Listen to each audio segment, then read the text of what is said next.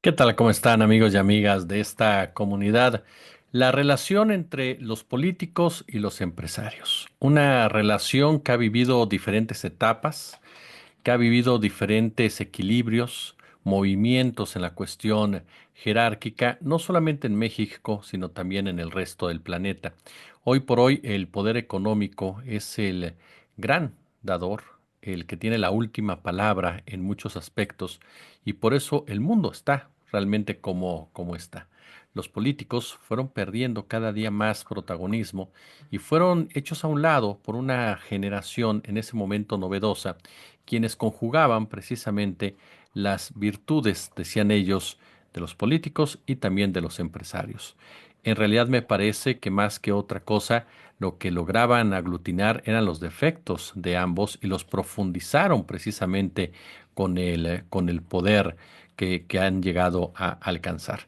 En el caso de México, desde la época de el presidente Miguel Alemán, se han vivido etapas muy particulares. Durante mucho tiempo, sin duda, el presidente de la República fue quien daba la última palabra y los empresarios acataban, pero eso no los eximía de tener un peso específico en cada una de las decisiones que se iban tomando, ya fuera con Miguel Alemán o con Adolfo López Mateos o con Ruiz Cortines, incluso con un personaje como fue el caso concreto de Gustavo Díaz Ordaz. Pero de que el presidencialismo seguía siendo el que imponía las condiciones, eso no cabe ninguna duda. Ya en los últimos años del sexenio de Luis Echeverría, los organismos empresariales desafiaron abiertamente al gobierno, se opusieron a muchas de sus políticas, difundieron incluso rumores para desestabilizarlo, se negaron a invertir en el país y trasladaron capitales al exterior, con lo cual obstaculizaron la acción precisamente del Estado. No en balde, la palabra clave de la campaña presidencial de López Portillo fue todos, y el objetivo, lograr una alianza para la producción. Fue notable también que su discurso de toma de posesión el 1 de diciembre de 1976 se haya dirigido en especial a los empresarios y a las clases medias urbanas y que haya insistido sobre todo en temas como la programación, la eficiencia, la honestidad en el manejo de los asuntos públicos, y más notable aún fue la falta de las usuales referencias a la Revolución Mexicana y la omisión en programas de gobierno de temas populistas como el reparto de tierra o la educación gratuita. Las acostumbradas promesas renovadas cada 6 años quedaron totalmente atrás y en su lugar el nuevo presidente pidió a unos colaboración y a otros perdón y a todos, por supuesto, tiempo. Sin embargo, no fue suficiente para que de la mano del neoliberalismo los empresarios tomaran el control de este país. Carlos Salinas de Gortari y Ernesto Zedillo Ponce de León fueron los últimos presidentes que todavía mostraban ese gran poder político, diferentes, pero muy similares en esto. Nunca temieron utilizar la mano, dar el manotazo para imponer precisamente sus condiciones, aunque reconocían en los empresarios a sus aliados, a sus pares, y muchas de las políticas que llevaron a cabo fue precisamente para el beneficio de estos, en ningún sentido pensando en el beneficio de las mayorías.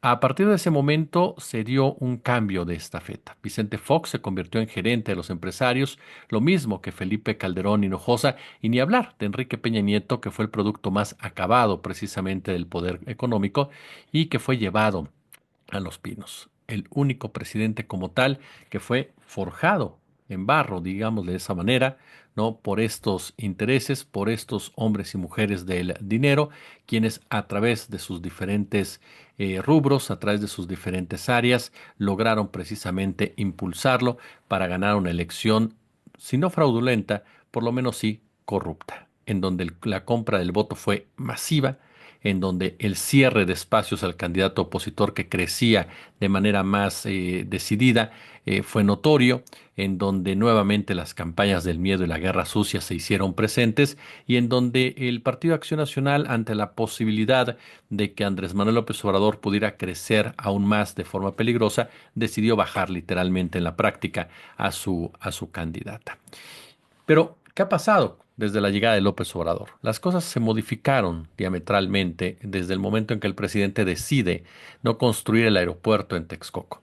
Una decisión que fue perfectamente planeada, perfectamente pensada, más allá del ámbito financiero, que es lo que muy poca gente ha logrado entender, desde lo que es la política como tal.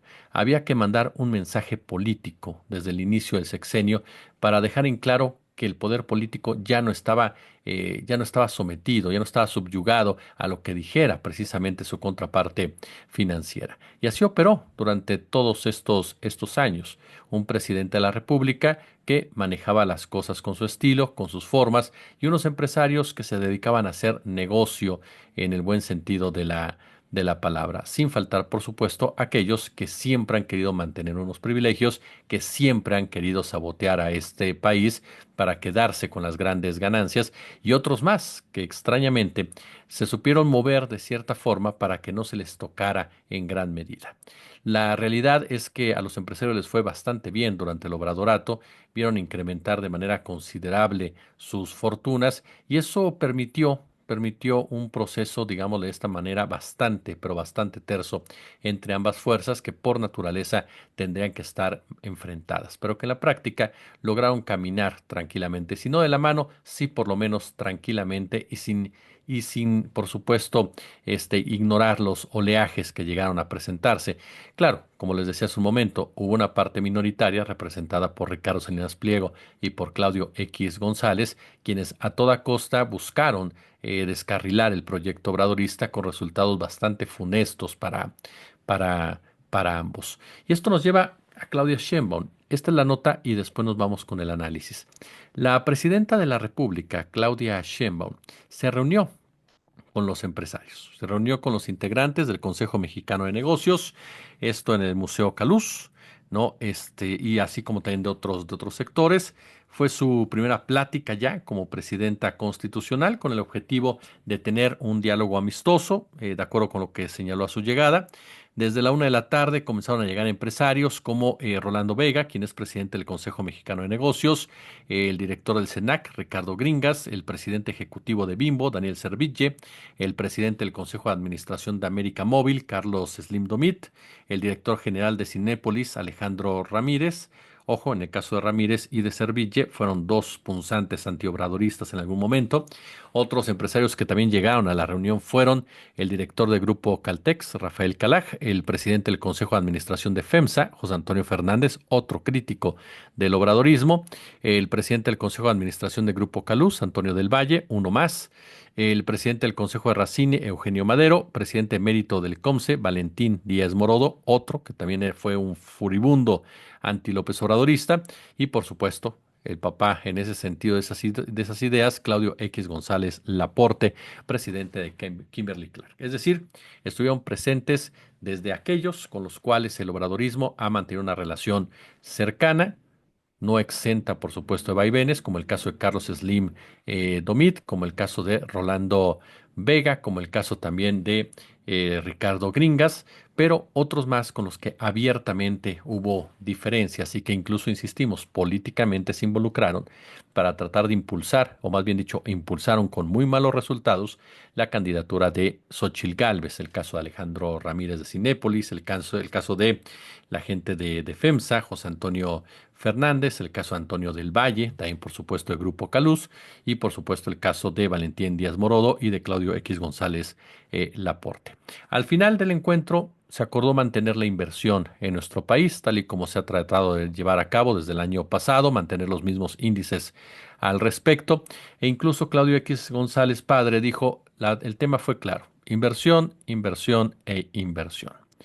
Ellos aseguraron que hay un buen ambiente para ello, yendo en contra de los gritos estridentes de los corifeos que operan en distintos medios de comunicación y muchos de ellos por órdenes de estos mismos personajes, quienes hablan de un país antidemocrático, quienes hablan de un país tiránico, un país autoritario, quienes hablan precisamente de que la democracia está en riesgo. Bueno, los asistentes a esta inversión dijeron, no, hay un buen ambiente para la inversión. Dijeron que a la presidenta le preocupa el tema de infraestructura para que llegue aún más inversión en nuestro país. Le dijeron que están preocupados por la inseguridad en Sinaloa, ya que han habido dificultades, pero también avances, ¿no? por lo que están a la espera de lo que obviamente resulte de la estrategia en materia de seguridad por parte de Omar García Harfuch. Por ahí hubo otras voces, como el caso de Valentín Díaz Morodo, que al más puro estilo libertario, pues promovió, ¿no?, que se quitaran las trabas para que llegara más inversión a a nuestro país. Todos sabemos perfectamente qué significa cuando un empresario de esta naturaleza pide quitar las trabas, es seguir con la desregulación, que ya es bastante, pero bastante laxa. Lo que a ellos no les gusta es que el Estado sea un Estado fuerte, un Estado de prosperidad compartida, un Estado que participe activamente en las discusiones con los empresarios. Hay algunos que no lo pueden entender porque están ensimismados en mantener una política neoliberal como tal. Pero fue un ambiente cordial que resultó, al final del mismo, en una sonrisa de los ahí presentes y que contrasta, insisto, con estas posturas radicales que se han dado de parte de otros personajes que juegan un papel fundamental. Pero ya nos lo habían dicho diversas voces, expertas en el canal, de que en realidad Ricardo Salinas Pliego, por ejemplo, y el caso concreto de Claudio X González, aun cuando su padre haya asistido y se haya mostrado muy solícito hacia la presidenta, son una minoría. Son una minoría entre una clase empresarial que quiere mantener la distancia por el momento en ese extremo, porque sabe bien que las inversiones, que su dinero es lo más importante. Y los empresarios no se dan tiros en el pie, saben muy bien qué es lo que tienen que hacer y cómo lo tienen que hacer para mantener a sus empresas ganando y para poder convivir con el Estado. Es el Estado el que tiene que poner los límites, es el Estado el que tiene que poner las reglas, es el Estado el que tiene que involucrarse cada día más, sin caer, por supuesto, en autoritarismos ni mucho menos, pero sí en generar las condiciones adecuadas para la inversión, pero con respeto al medio ambiente, con respeto a las comunidades, que se paguen los impuestos, que se invierta de manera adecuada para generar un desarrollo compartido. De otra manera, se convertirá en un Estado completamente sometido por la iniciativa privada, como ya lo padecimos durante los años pasados, en donde todo fue para pocas manos y muchas manos se quedaron absolutamente sin nada. Yo no creo que se llegue a ese extremo con la doctora Claudia Sheinbaum.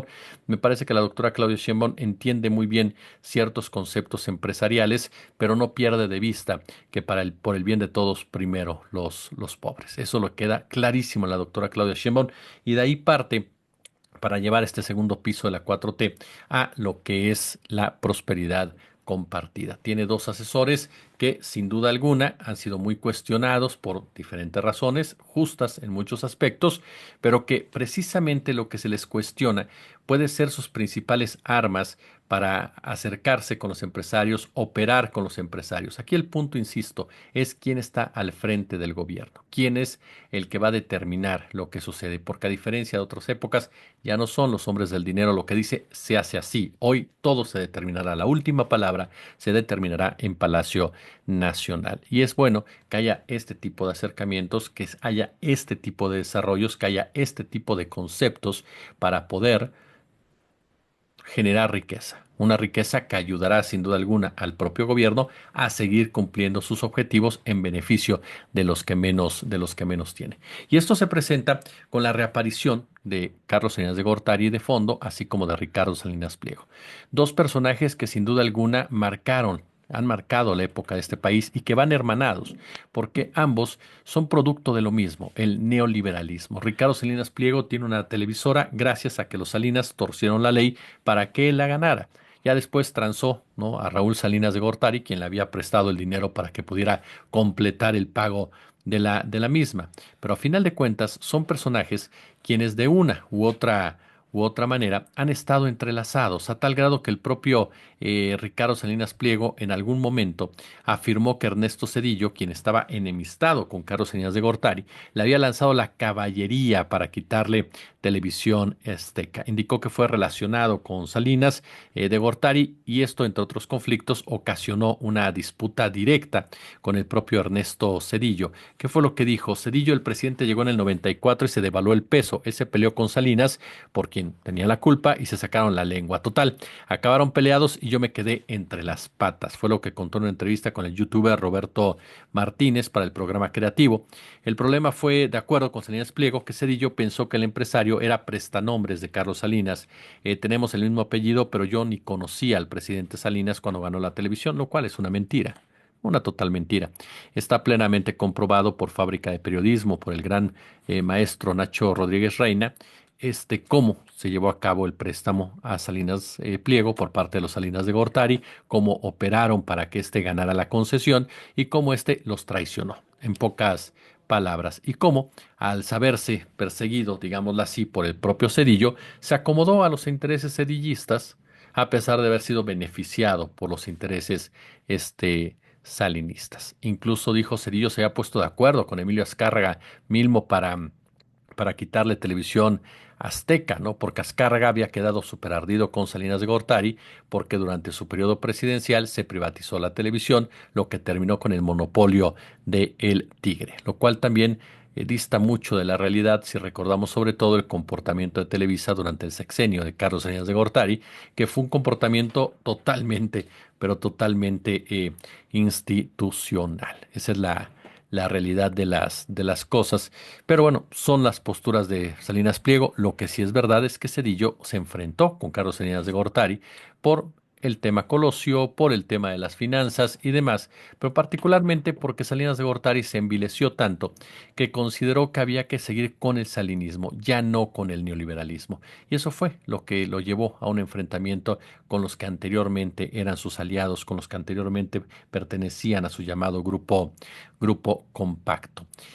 Aquí llama la atención que Carlos Salinas de Gortari y Ricardo Salinas Pliego hoy por hoy son dos enemigos abiertos del obradorismo, dos enemigos eh, feroces, digamos, de esta forma, que tratan de imponer a través de sus relaciones, a través de sus herramientas, una perspectiva sumamente negativa del país, de la forma en cómo se administra en la actualidad. Para Carlos Salinas de Gortari, la victoria de Andrés Manuel López Obrador fue una derrota por donde se le quiera ver. ¿Por qué? Porque López Obrador representa todo lo que combatió Carlos Salinas de Gortari, porque López Obrador, a final de cuentas, significa todo lo que para Carlos Salinas de Gortari no debe de ser. La victoria de López Obrador significó de entrada un golpe al neoliberalismo, al pacto oligárquico, a ese pacto oligárquico que había unido al poder político con el poder económico para los grandes negocios, para la corrupción, ese pacto oligárquico que se llevó a cabo con tal perfección que terminaron los empresarios comiéndose a los políticos. Entonces, la derrota del 2018 significó una derrota para el gran creador de ese pacto, para el gran operador de ese pacto, para el gran guía de ese pacto, como era precisamente Carlos Salinas de Gortari. Pero no solamente eso, el hecho de que en las elecciones del 2024 hubiera perdido como perdió Xóchitl Gálvez, también significó una derrota para los Salinas, ya sea Gortari o Pliego.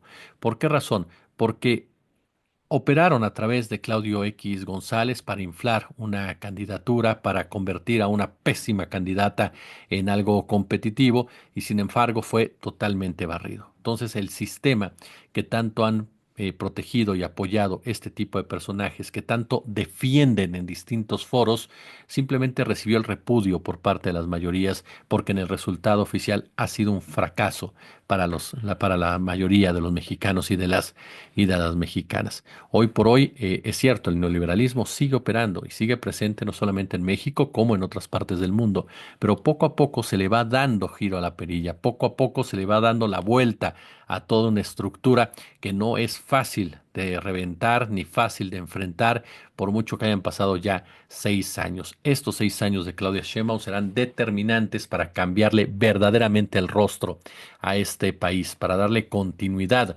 a lo que se marcó en el 2000, en lo que inició en 2018 y hoy más que nunca Claudia Sheinbaum tiene un enorme poder político con la mayoría en Morena, en la cuarta transformación en el poder legislativo y con leyes, con reformas que sin duda alguna trastocarían toda la herencia nefasta, perversa que dejó Carlos Salinas de Gortari, como la ley minera o bien la ley del agua, que entonces sí va a enfrentar a la doctora con los grandes personajes, los empresarios grandotes de esos rubros en donde te topas con gente como el propio integrante de FEMSA, el famoso Diablo, el señor José Antonio Fernández, y por supuesto el caso concreto de Germán Larrea por el tema de la minería, lo mismo que Carlos Slim, que está involucrado en ambos, y el mencionado Ricardo Salinas griego. Como siempre, un gusto, como siempre, un verdadero placer que nos acompañen. Déjenos su pulgar arriba, su comentario, por supuesto, y ya lo saben, hoy por hoy, más que nunca, se necesita que como ciudadanía sigamos siendo críticos y vigilantes. Regresamos al ratito con Silver Mesa y lo que pasa en Mazatlán. Gracias, buenas noches.